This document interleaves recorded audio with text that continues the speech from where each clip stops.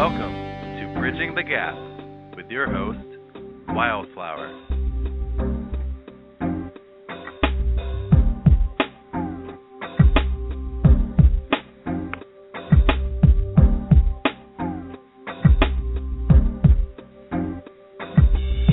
Aloha, and welcome to this very special launch episode of Bridging the Gap. I'm your host, Wildflower. Each episode of this radio program, we're going to be bridging the gap between metaphysics, success, and self-discovery. So let's get right into it. Joining me this evening to help me launch Bridging the Gap is my special guest, Steve G. Jones. Steve is a board-certified clinical hypnotherapist and has been practicing hypnotherapy since the 80s. He's the author of 22 books on hypnotherapy and is a member of the National Guild of Hypnotists, the American Board of Hypnotherapy, and president of the American Alliance of Hypnotists. And he's joining us this evening to chat about how reprogramming your subconscious mind can help you have more success and happiness in your life. So thank you so much for being with us this evening, Steve. Oh, my pleasure, Wildflower. Thanks for having me here. Yeah. So let's jump right into things here. And since it's the beginning of the year right now, just about everyone is creating New Year's resolutions, like getting in shape, making more money, changing careers, stopping smoking, changing up their relationship status, all kinds of stuff like that. And they get really excited about it at first, but then it just seems like that excitement can wear off and people go back to their old ways. So can you tell me a bit about why that happens and what the subconscious mind has to do with it?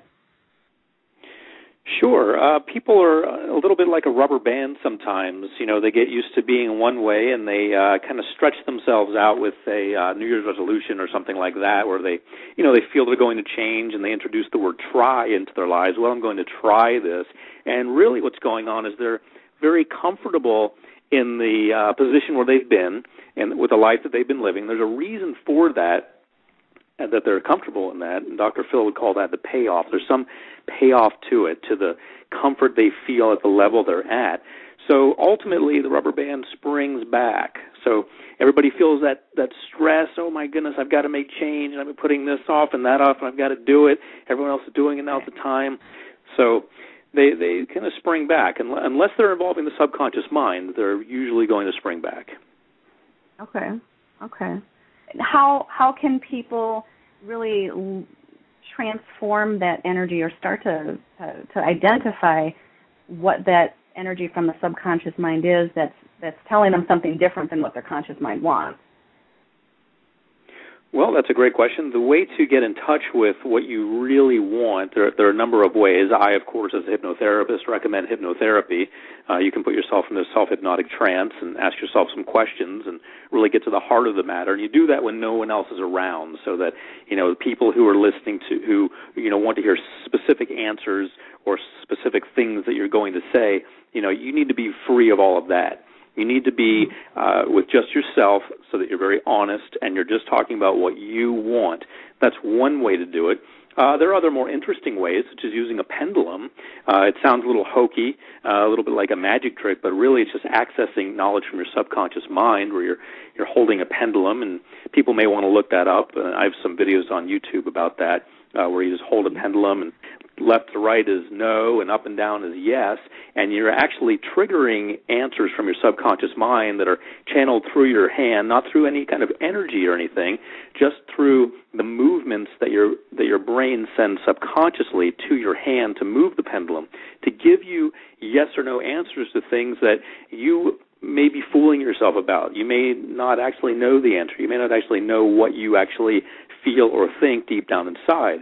So those are two ways, self-hypnosis and use of a pendulum, to find out, to get to the heart of the matter, to find out what's really going on. And are humans different than other animals and life forms and things like that? The reason that I say that is because, for like grass growing in my lawn, it just seems so easy for the grass to grow. The blade of grass having a successful life is growing up as tall as it can to the sun and being healthy. And, it doesn't really seem to have much of a problem with that. What is it about humans that allows us to have some of those negative programs, running in our subconscious? Well, first of all, if you're growing nice grass in Minnesota, I'm very impressed and really proud of you. That's quite an accomplishment. It is actually some green out there right now, so yeah. Okay, well that's good. That's good. Yeah. So you're asking why we don't just do things if we want to do things like the grass will grow. Is that what you're asking? Yeah, like we want to lose weight, we want to stop smoking. Right. Why don't we just do it? Like if we make up our mind to do it, like why don't we just do it? What's up with that? Well, if you think about it, the grass and I have a little bit of experience growing grass, not the exciting kind, but the lawn kind. And I have 2 houses in Savannah, Georgia, and every year about this time, actually about a month ago, I had to plant some ryegrass because the regular grass dies off. So I had to plant some ryegrass. I had to plant just the right amount to sprinkle it on. I had to fertilize it. I had to water it immediately after it's fertilized. I also have to know to stop watering at a certain time of the year in the evening because it will freeze like right now. And so it requires some engineering. So when we see grass growing, we, especially in places like Minnesota, for example, or some places in California where grass normally wouldn't grow, lawns wouldn't normally grow because it's not indigenous to those areas, we understand that there's been some planning behind it and some work behind it, and somebody brought that in. So it's kind of like that with us. If we want to change, then there's got to be some planning behind it, some work behind it. Otherwise, we're just going to grow in the areas where we normally grow, in the ways we normally grow, and we're not going to grow in other areas. We're just like grass in that regard. So we want to make sure that we have a good plan in place, and that good plan often consists of some sort of therapy, and some people don't like that word, but sometimes when you're planning on doing something, you realize that the reason there's a chasm or a big gap between where you are and where you want to be is because you've attempted to do that before. You attempted to build that bridge and it didn't work out. And call it what you want, call it intervention or therapy or just, reading some books that help you or talking to a friend or even just call it having a new plan of action.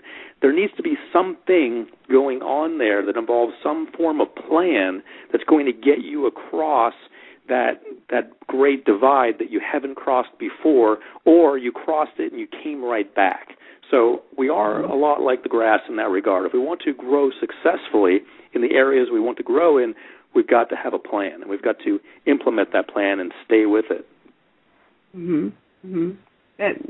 Right. It makes sense, that when you're taking care of your lawn, you have to do different things. And so I think what the big thing is for most people is that so many people just weren't taught this kind of stuff. They weren't really taught all about self-care. They were taught about, they're watching TV and watching commercials growing up, and, they see the latest razors or tweezers or, something that's going to make them 50 pounds lighter or, look absolutely perfect. But they're not so much taught, how to take care of themselves. So I think that, that's one of the valuable tools that you offer, to people in your products and programs. And that's one of the ways that you've inspired me. And so, it's awesome to have you here, chatting about this. Now, when it comes to, influence with like the media and friends and stuff like that, how do you tell if your friends and family are negatively influencing you? And how do we start to find friends and people around us and those, some of those therapists or perhaps those books and stuff that you're talking about? How can we start to find people that are going to be more supportive for our goals and identify them? Well, the way we identify any of that and change any of that is by imagining our ideal life. And sometimes people can get so caught up and so far off the mark from their ideal life that they lose sight of it, and they start to think it's impossible. They start to think it's not for them. They start to think it's a fairy tale or a dream and that it's not going to happen. But if you just sit quietly somewhere alone, again, all these exercises are best done alone so that no one's watching you or judging you or anything like that. Your thoughts are your own thoughts.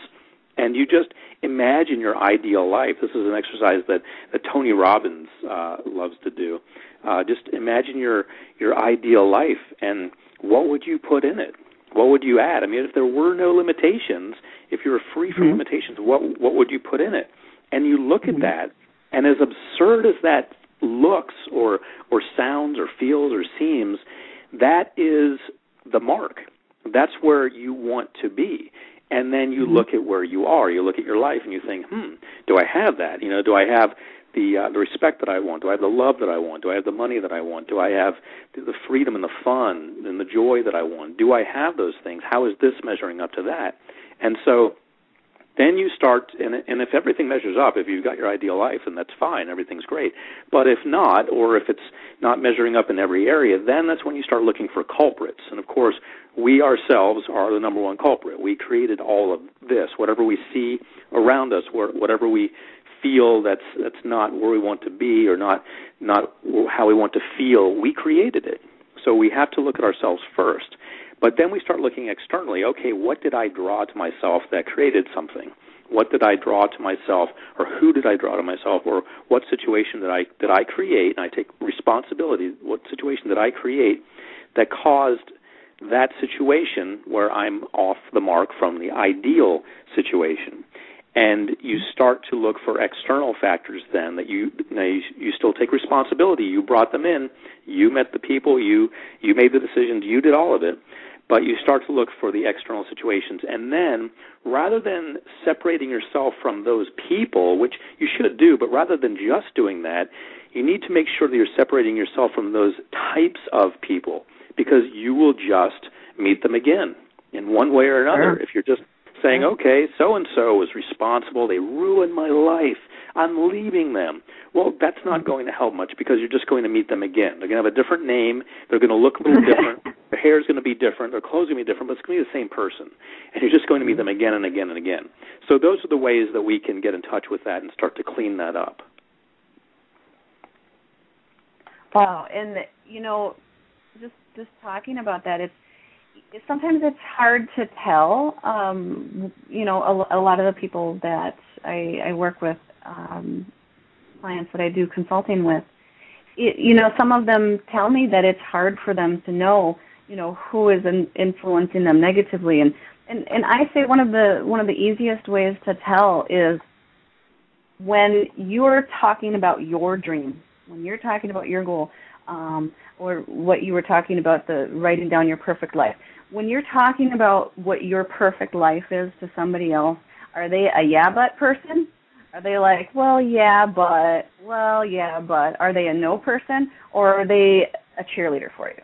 You know, and one of the easiest ways to identify, like, you know, who those people are that are really going to be there for you is look at who are those cheerleaders. Who are those people that when you say, I'm going to do something, I'm going to create something, you have, you know, you can see the stars and sparkles in your eyes and you're just excited about it. You know, who are the people that are just like, yeah, right on. You can do it. You can do it. That's awesome. You know, and really gravitating towards more and more people like that, for sure. I completely agree with that. I have my best male friend, his name's Frank Mangano, and we wrote a book together called You Can Attract It. It's all about this, you know, thinking positively and attracting positive things to your life. But we wrote that book, and I'm not trying to plug the book and just bring that up as a point about Frank.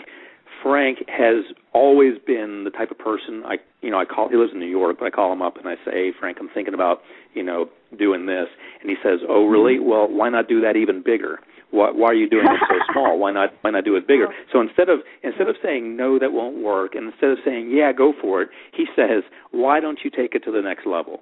And it's always like that with him. So anytime I want to be pushed a little bit in a positive direction, I always call him and say what I'm working on. And he says, yeah, that's nice, but, and his yeah, but is, instead of the negative side of it, it's the positive, like, why don't you do that much, much bigger than that? So that's really what you need to find. Yes, get rid of the naysayers in your life, separate yourself from them, and gravitate toward the people who are going to push you forward.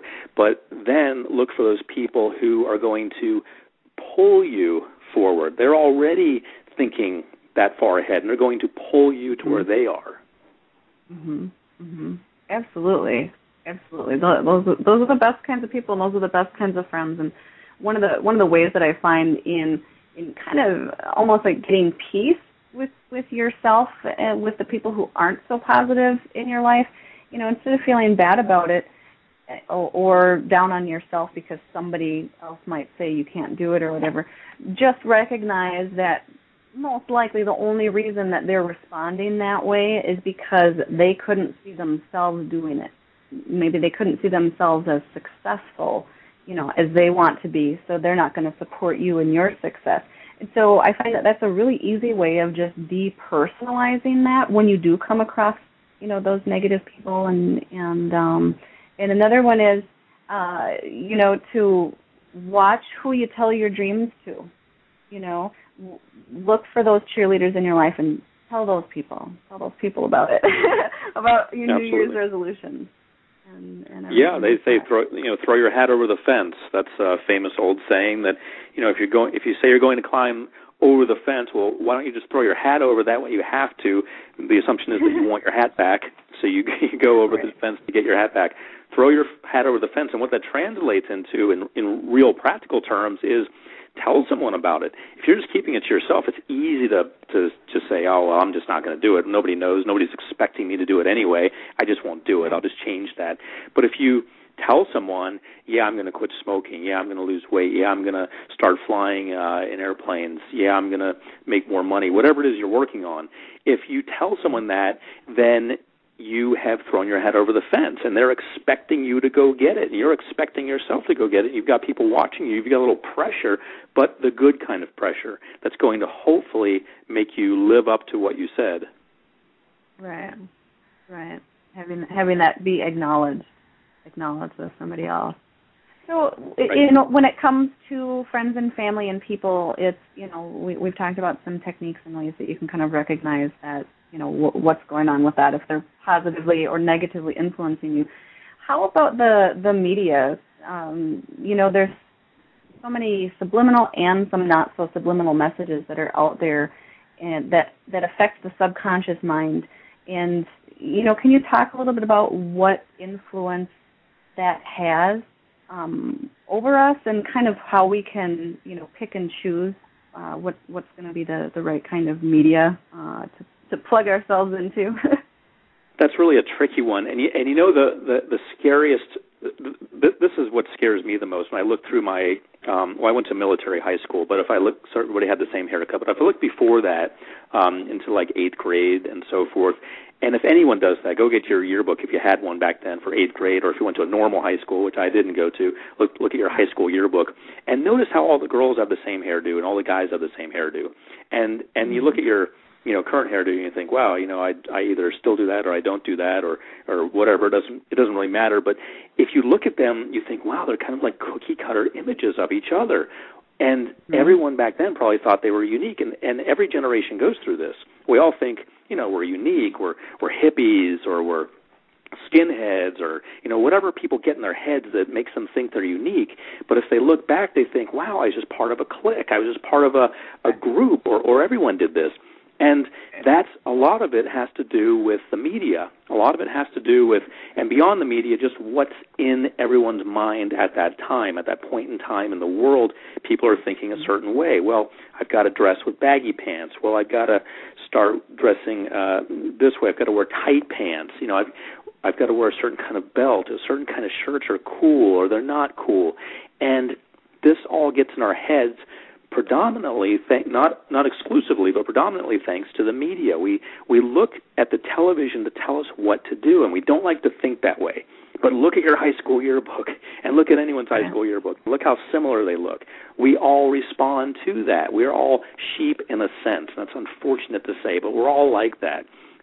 There's a good side to it. It keeps us all kind of organized, and at least we know something. Otherwise, if the TV didn't help some people how to dress, they wouldn't have any clue. So, or shower every day, Yeah.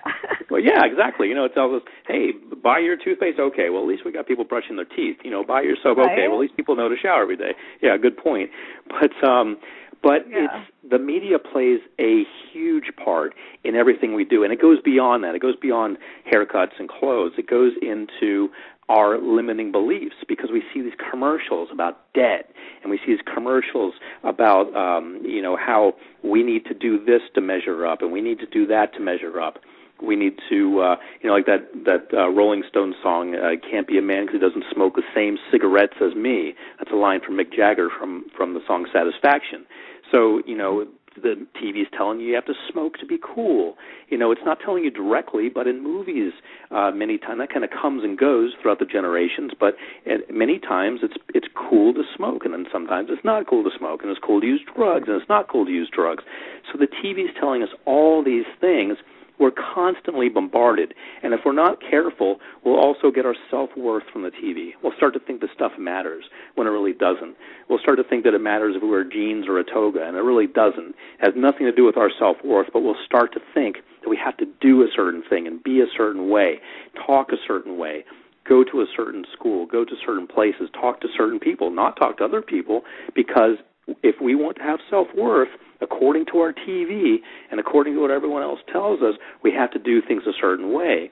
And so really, as a hypnotist, of course I'm going to say this, the way to get rid of all that is to reprogram yourself from your subconscious mind. But your TV is constantly bombarding you with that. One of the ways might be to just throw the TV away, or at least for a little while. Mm-hmm.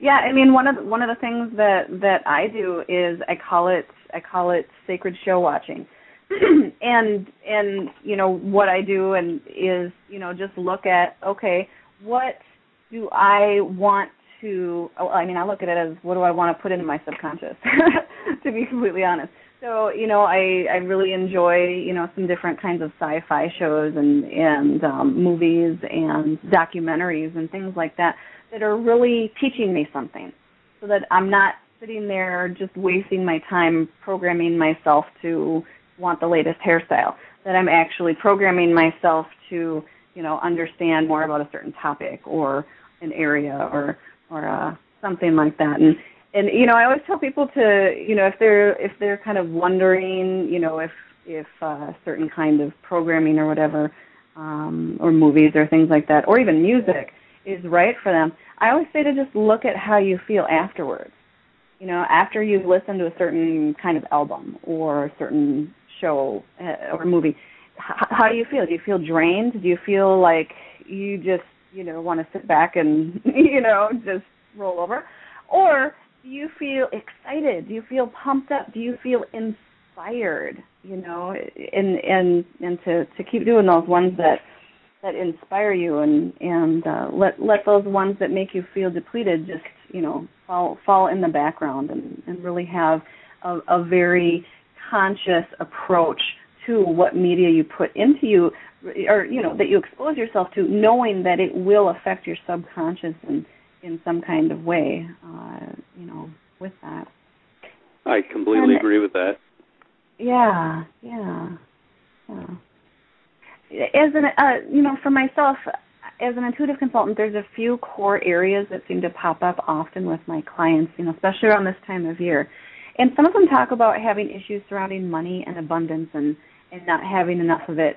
So can you tell me a little bit about what the subconscious mind has to do with someone's bank account and the numbers in it, and what people can do to help those numbers increase or become more of what they want in their life? Sure. And before I say this, I want to tell you that if I had heard what I'm about to say 20 years ago, I would have thought it was complete nonsense. What I'm about to say to you, what I'm about to say to the listeners, is going to sound like nonsense if they haven't already done it and if they haven't already seen the evidence. So I'm just going to preface by saying that. All right. Because I hear this all the time, and I think about myself 20 years ago, and I think I know exactly what you're talking about. It does sound like nonsense, but it's true. Once you live it, you'll find out that it's true. But unfortunately, you have to live it to believe it. So here's the deal: when we grow up, we get in our minds certain concepts of how much money we should have, who we should be with, the size of the house we should have, how many houses we should have, what kind of job we should have, what kind of job we shouldn't have, basically who we are. And as kids, when we were kids, we looked for that. We look up to adults, and we want to know what it's like to be a grown-up. Okay, Daddy shaves. I should shave one day. Okay, Daddy drives a car. I should drive a car one day. Okay, Mommy bakes. I should bake. Mommy's not a traditional mommy. She's a doctor. Okay, it's okay for me to be a doctor. If it's a girl, it's okay for me to be a doctor like Mommy because that's okay. Or it's not okay to be a doctor because men are doctors. People get all kinds of concepts in their minds of what they should and shouldn't be.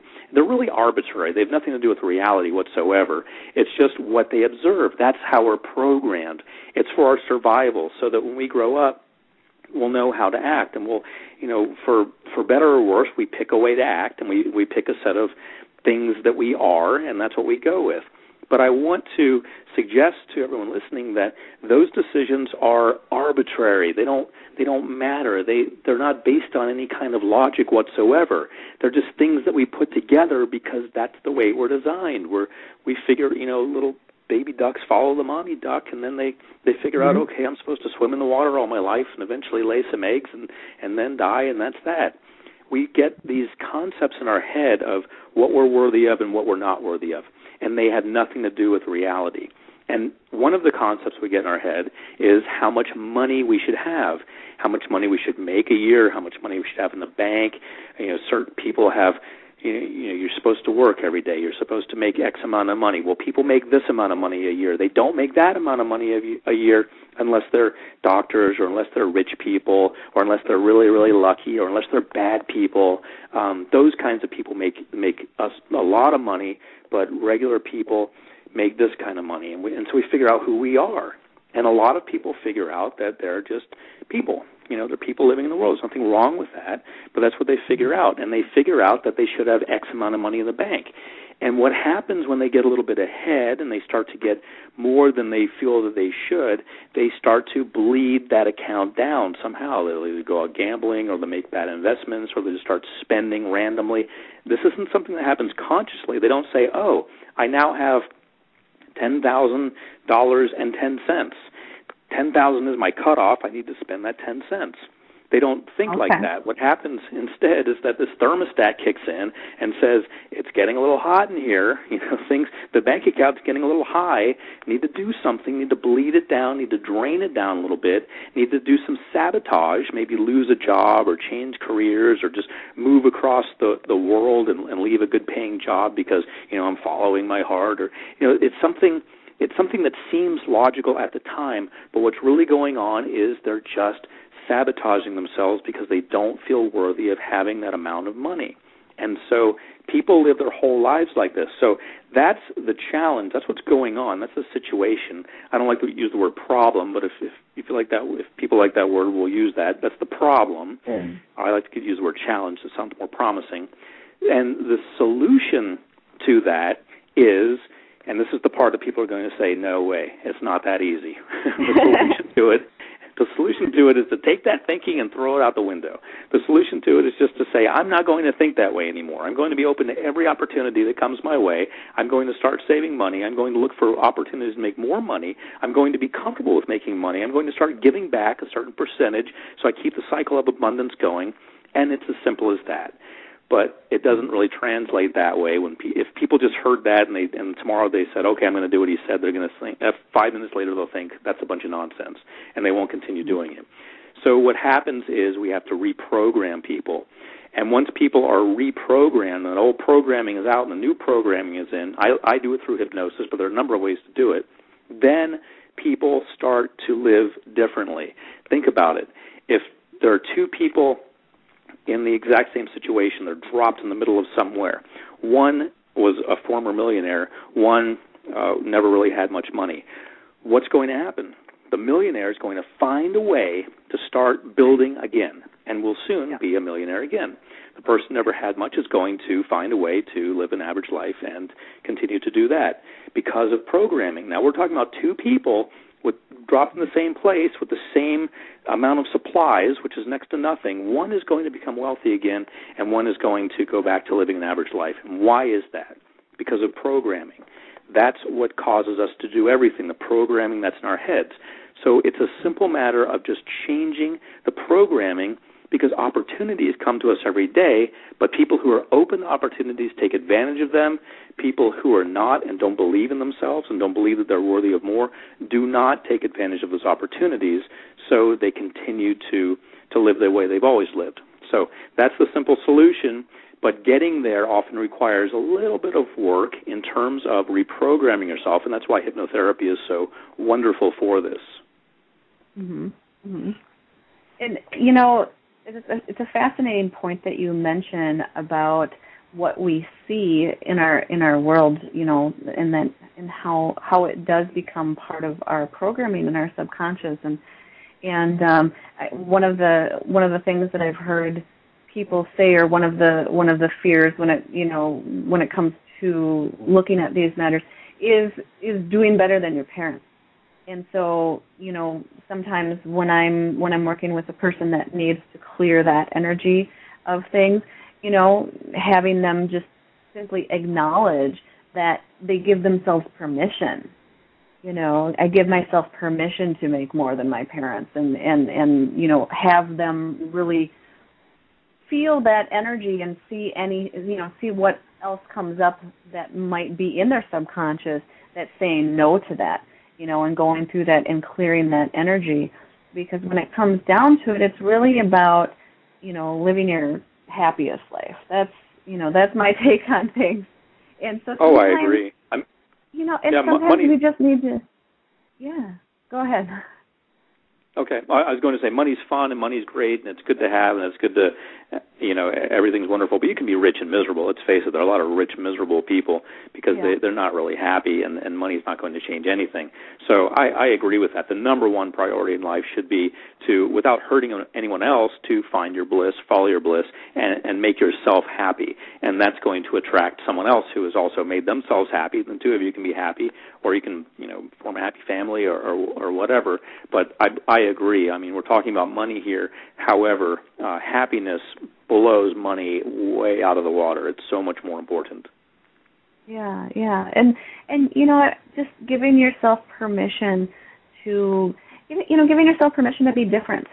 You know, giving yourself permission to be different than, say, anyone else around you. You know, that's right. What's really interesting. There's a book I was reading, Larry A. Thompson, I believe, who is a manager to a lot of Hollywood stars. And he was talking about how so many artists and musicians and people who are very successful in their careers were actually kind of awkward as kids and quiet and shy, or the outcast or the black sheep and stuff like that. And, you know, one of the things I really enjoyed about his book is he said, you know, embrace that. Like, if you're weird, embrace it, because it means that you're doing something your own way. It means that, you know, you're not just being a sheep. You're not just following everyone else. And sometimes it really takes that courage to change in your life, especially, you know, I find if you have people in your life that you've known a really long time, and they may have seen you through a lot of, you know, different phases of development in your life, and if you have people that are expecting to see the exact same thing from you over and over and over again, you know, and that gives you some kind of inner fear about, you know, letting other people down, that just, you know, giving yourself permission to be different than you are, you know, different than you have been, you know, giving yourself permission to follow what it is that makes you smile, and to follow what it is that makes you happy, and, you know, stop subjugating yourself to the energies of, you know, either people around you or some of the media influences, and some of those messages from the subconscious that, you know, try to you know, hold us back from really achieving what we want to achieve. Yeah, I totally agree with that. And something comes to mind when you say that, which is an interview I saw recently with Michael J. Fox and David Letterman. Michael J. Fox was on the Letterman show, and he said to David, concerning actors, he was talking about actors, he said, we're all here because we're not all there.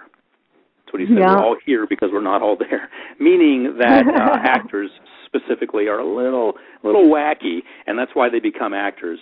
But we can take that and kind of extrapolate that and put it into our own lives and think about what is it that makes us unique, what is it that makes us different than everyone else, and we can realize that there's something unique about us that the world wants to see, and that's what gets rewarded when people become famous and people become, celebrities and so forth. There's something unique about them that they haven't been afraid to show to the world, and that's what's rewarded, and that's what makes them wealthy. And a lot of times when clients discover this about themselves, they think, oh, no, that's just too weird.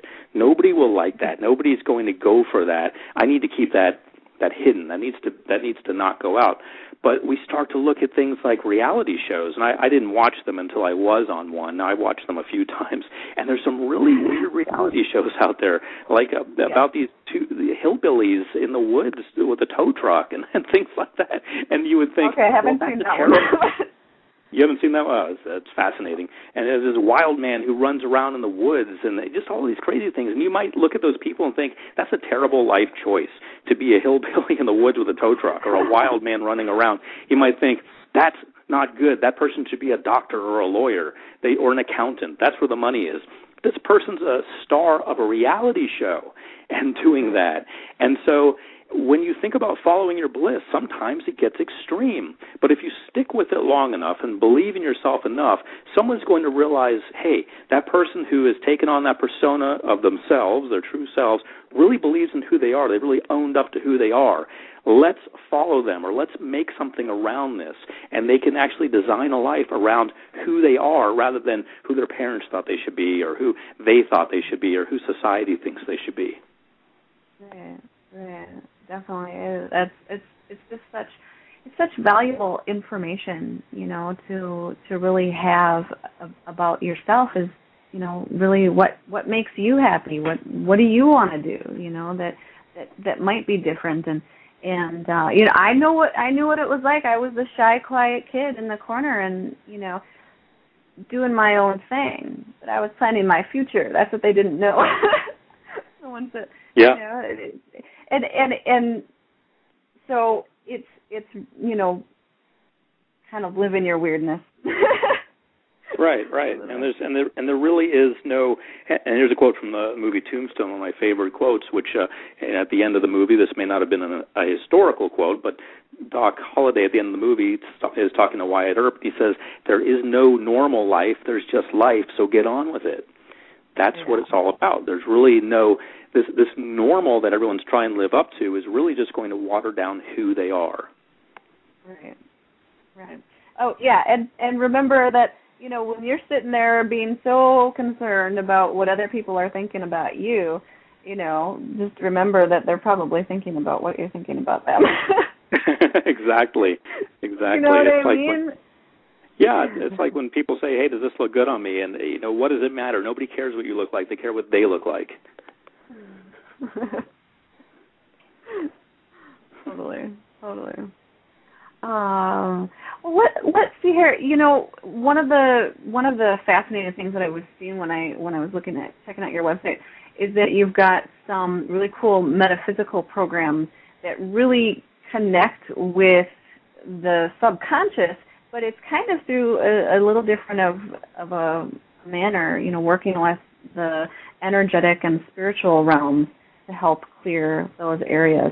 And, with the Akashic Records, can you tell us a little bit about your technique of, looking over at what they are? And for those of you who don't know about the Akashic Records, could you maybe tell the listeners a little bit about what that is and how we can, a simple way that we can start to work with those? Sure. I got interested in this stuff, and I'm 44 now. I got interested in this stuff when I was about 15. I was in high school, and I was in military school, and I hated it. So I'd skip. We didn't call it PE. We called it PT, which stood for physical torture, we called it, but it was really physical training. So I skipped that a lot and stayed in my room and read metaphysical books. And one of the books I read was by Dr. Tuesday Lobsang Rampa, a Tibetan monk, who taught me in his books about the Akashic Records. The Akashic Records are records of everything that's ever happened and everything that will happen. And so it's not as if you can just go to your local library and say, I'd like to read the Akashic Records and see what the winning lottery numbers are tomorrow. First of all, the Akashic Records are not available in the third dimensional plane where we where we, look, see, and feel everything in our daily lives. And if you want to use them for personal gain or to hurt someone, it's not going to work. You're going to be barred from them. The Akashic Records are available in a metaphysical state, so you have to put yourself into a meditative state or a trance through hypnosis or meditation. Any of that will work. Some people do it through yoga. And when you do that, you're able to access those higher realms of the metaphysical world, which is where your astral body is, which is where ghosts are and spirits are, and it's also where the Akashic Records are. And there are different levels. The Akashic Records are at a very high level. But if you want to start accessing them, all you have to do, again, as I always say, sit alone in a quiet place so nobody will be looking at you wondering what you're doing. And if you say you're going to access the Akashic Records, that's not going to go over too well. So get yourself in a quiet place when you're all alone and turn the lights out and sit however you feel meditative people sit, or lie down. It doesn't really matter. And focus on just centering yourself. And for some people it takes a minute. For some people it takes a half hour. There's no right answer for how long it takes. Just let all the junk clear out of your mind, who you are, what you're doing, what you have to do today, tomorrow. Let all that nonsense clear out of your mind. And what you're left with is hopefully a serene lake type feeling where you look over your subconscious mind, you just see a serene lake, or you sense that. That's not going to just happen. It's going to happen after all the junk has played out and all the voices that talk to you about, got to do this, got to do that, after they all clear out. You have that serene lake, and then you can begin to work on accessing the Akashic Records, which means that you're going to work on accessing your astral body, first of all, elevating your energy through your Kundalini, which is going to take a little bit of work, and I recommend getting a program for that, because anytime you raise the Kundalini, there are certain risks involved, so you need to know how to do it properly. And that, of course, requires clearing your chakras beforehand, which is also something that requires a little bit of technical skill. And then once you've done all that, you can work on getting your spirit to a higher level where you can access the Akashic Records. And again, keep in mind that you do not want your goal to be winning the lottery or messing someone up or doing some detective work on someone that you have angst towards or anything like that. Your goal should be to learn and to grow from it in a spiritual way. Mm-hmm. Right. And, working with that energy, sometimes what I'll call it to people is that it's like a blueprint. It's like you're kind of peeking behind the matrix curtains, and you're able to go and look at the blueprint for what is, and work with that energy and just kind of acknowledge it, like you were talking about earlier with, looking at your upbringing and the things that you have been influenced by, just kind of looking at it. And one of the things that I always recommend to people when they're working with the Akashic Records is to look at who you have contracts with. Look at who, and what I mean by that is, if you have somebody in your life that keeps hurting you in a certain way, like you were talking about earlier, if you don't do the subconscious work and just push that person out of your life, another person just like them is going to pop up. And so that's, where they have a role or where you have a contract with that energetic form. To come to you in a variety of different ways. And so, just looking at that and looking at what contracts are there and releasing the ones that you really don't want. And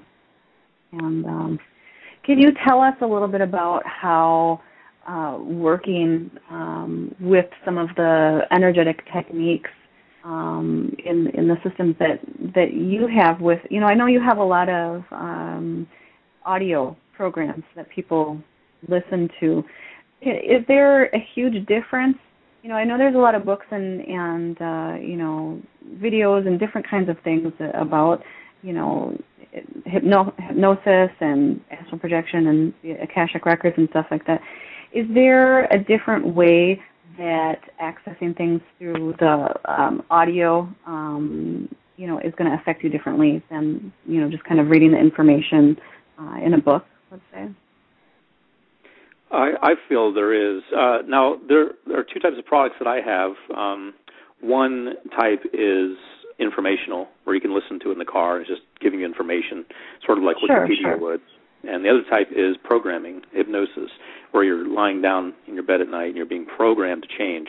So the knowledge type of product, you can get it from a book. In fact, it's kind of like a book on tape or a book on MP3.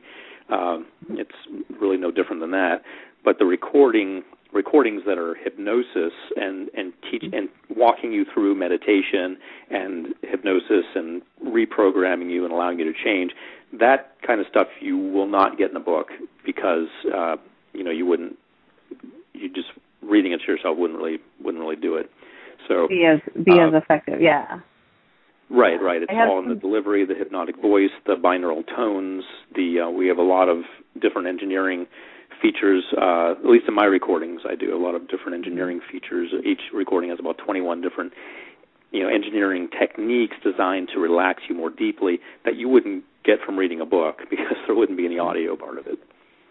Right. Yeah. I mean, I've had people throughout the years are like, oh, I've read about this, or I've read about hypnosis, or meditation or relaxation and things like that, and they've read about it, but if you're not like listening to some kind of thing, like, I mean, even like for me, I use music as a sacred tool every day, all the time.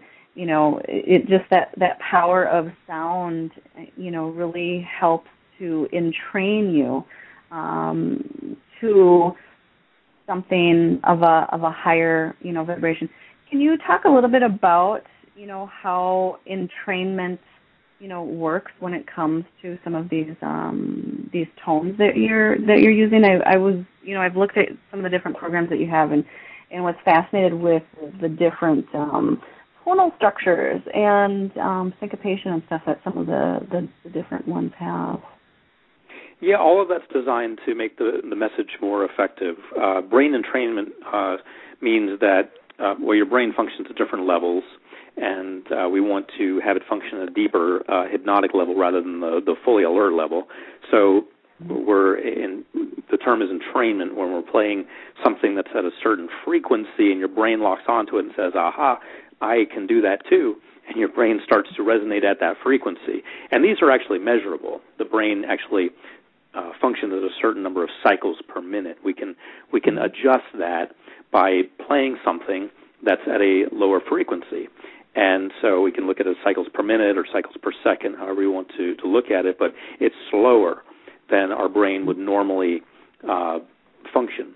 And when it's slower, it's better, because you're more open. I don't know why that is. I don't know if anyone really knows why that is, but there's a part of us that's designed to respond more effectively and more often when our brain is cycling more slowly. So that's the whole trick, getting your brain to do that. And once your brain does that, then it becomes easy, because I could tell someone in full awakening consciousness, you'll stop smoking, or you'll make more money, or what have you. But if I slow them down to that slower level, then for some reason the subconscious mind is much more open, and so the messages have a much greater chance of actually getting through and staying in it, and more importantly, making a positive change in that person's life. Mm-hmm. That's awesome. It's incorporating the different senses. I find is really something that like when somebody is what I call ungrounded. Which when I'm working with people doing intuitive consultation, a lot of times one of the things that comes up is their energy and their chakras and how they're managing it. And so I use the term ungrounded. If somebody's not feeling a lot of focus, if they're feeling frazzled, if they're feeling overwhelmed by the new year or kids or whatever it is. I just tell them to look at how you can ground yourself and really center yourself. And, you can do that really by engaging the different senses, in different ways. And I just find, auditorily it's so powerful. If you're not feeling good on any particular occasion, put something on that you can listen to that's going to help entrain those brain waves of yours to be something, higher, to reach higher and higher.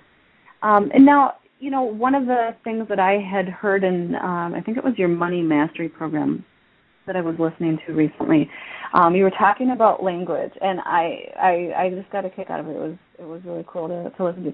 I think we're pretty similar in that I have a favorite saying that I always talk about in my seminars that I do about energy makeovers, and I say your word is your wand. And so that's where I think we're totally on the same page of that.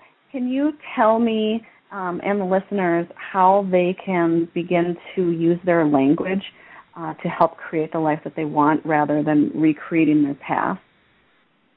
Sure, and it's as simple as positive affirmations. And people make fun of that because of the Saturday Night Live skit where the guy looks in the mirror and says, I'm good enough, I'm smart enough, and doggone it, people like me.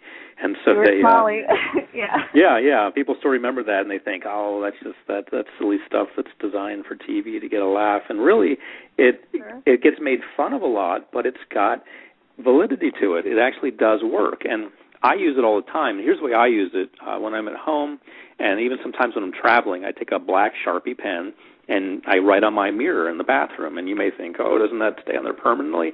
No, all you have to do is take one of those green scrubby pads and some water. Don't use any Ajax or Comet or anything like that. Just a green scrubby pad and some water, and it'll scrub right off. So you can write whatever you want on your mirror. And it works. The green scrubby pad works like an eraser and doesn't even scratch the mirror. It's kind of weird, but it doesn't. So I write 3 things that I'm working on. I'll leave those on there for 3 weeks, since it seems somehow that 3 weeks is the magical number to changing anything. And I don't know why, but it seems to be that way. So I'll write something that I want to work on, or 3 things actually, and I'll write them in a positive way, and I'll write them in the here and now. I am this. Let's say that I wanted to lose weight. That's not something I want to work on, but it is something that's easy to quantify. Let's say let's say that I were 220, I wanted to be 180. I would say I am 180 pounds. So there's no question about it. It says I am. Now, it sounds like a lie because you look at it every day and you think, well, no, I'm not. I'm 220. I'm not 180. Mm-hmm. But it's programming your subconscious mind. You're programming your subconscious mind to live into that reality. Your subconscious mind then has no choice but to make that real in your environment. It's kind of like if you were told as a kid that you'll never amount to anything. You look for ways in your environment to make that real. You think, okay, I won't amount to anything. What do people that don't amount to anything do? And your subconscious mind starts doing those things to make it real. Well, it's the same way. If you see it every day, it starts to bombard your subconscious mind. You start to live it. You start to take it on. It's sort of like when you move to an area. I moved to, I've lived in Georgia for the last 7 years. I didn't grow up there. I was born in Washington, D.C., then I lived in Florida, then California, then Georgia. But some people have told me that I have a slight Georgia accent now. Every now and then they'll hear something that sounds a little twangy in my voice. Sure. That happened during that 7-year period because I was constantly exposed to people who talk like that. There's nothing right or wrong about any way that anybody talks, but if you're exposed to something, you will change. You will adhere to the environment. So if you expose yourself to that and bombard yourself for 21 days in a row, you're going to see magic happen. You're going to see yourself living that because you're going to start taking it on. You're going to see it every morning when you get up and every night before you go to sleep in that mirror, and you're going to start thinking, wow, this is me. How can I make this real? Your subconscious mind does all the work for you.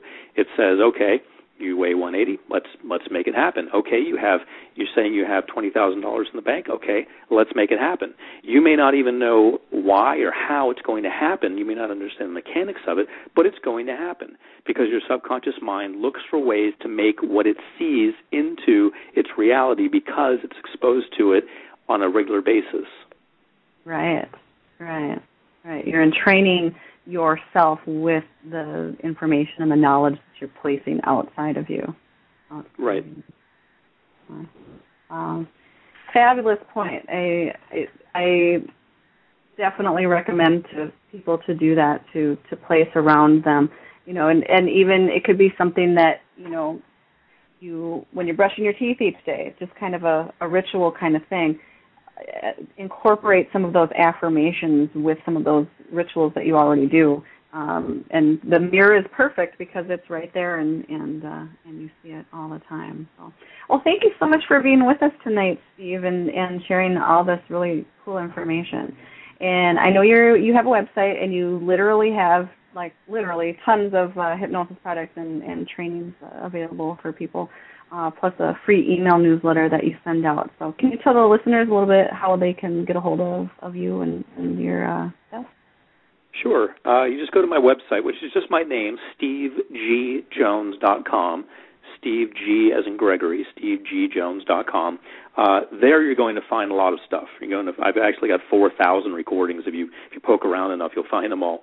But I've taken what I think might be of interest to your listeners and put them on the front page there. And I've also arranged for a 50% discount if anyone wants to get these recordings. You can get them right now. You can download them. You can play them on your iPad, or they play in iTunes or any MP3 player really, or you can burn them to a CD, and they're all right there when you go to sign up. I've also got a free recording for you if you want to sign up for that, and that's no charge. If you just want to sign up and get a free recording about how to get more wealthy, just put in your email address and we'll take you right to it.